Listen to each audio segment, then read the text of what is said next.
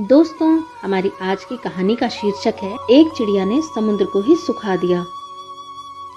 एक बार की बात है, भगवान विष्णु अपनी सवारी गरुड़ पर बैठकर संसार का भ्रमण करने के लिए निकले।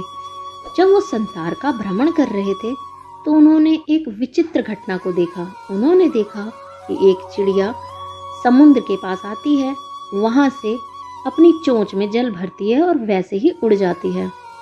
और उड़कर वो क्या करती है कि उस पानी को एक जगह पर एकत्रित कर रही है। फिर से वो उड़ती है और उड़ करके फिर समुद्र के किनारे जा बैठती है। फिर से अपनी चोंच में जल भरती है और फिर से उसको लेकर के उड़ जाती है और फिर वहीं पर वो पानी को गिरा देती है। यही प्रक्रिया अन्य पक्षी भी देख रहे थे। तभी वहां पर एक अन्य चिड़िया उड़कर आती है। छोटी चिड़िया बड़ी चिड़िया से कहती है कि बहन, तुम ये क्या कर रही हो? तब बड़ी चिड़िया ने जवाब दिया कि मैं समुद्र का पानी सुखा रही हूँ। उसने कहा, ये क्या, तुम समुद्र का पानी नहीं सुखा सकती, और बहन तुम ये क्यों कर रही हो? उसने कहा, भला कोई चिड़िया भी समुद्र के पानी को सुखा सकती है? तब चिड़िया ने कहा कि हाँ, मैं ऐसा करके रहूंगी। मुझे तुम्हारी सलाह नहीं, साथ चाहिए। समुद्र ने मेरे बच्चों को मुझसे छीना है। छोटी चिड़िया भी बड़ी का साथ देने के लिए तैयार हो गई। उसने भी चिड़िया का साथ दिया।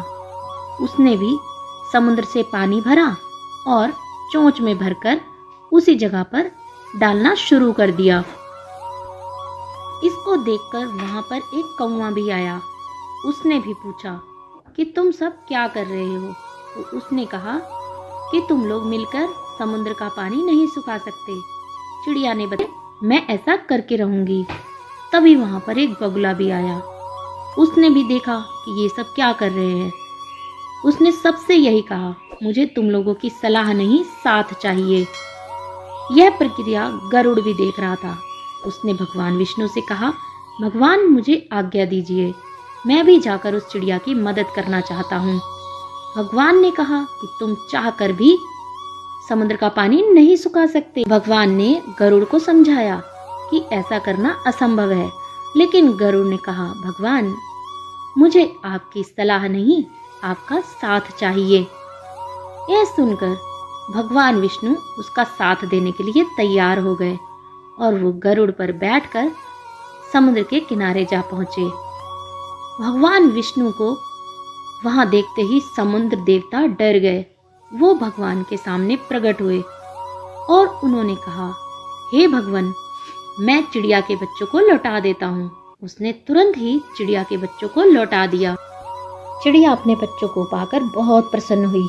इस कहानी से हमें शिक्षा मिलती है कि दुनिया में असंभव कुछ भी नहीं। अगर वो कार्य मानव समाज की भलाई के लिए किया जा रहा हो तो पूरी कायनात मिलकर उस मनुष्य का साथ देती है।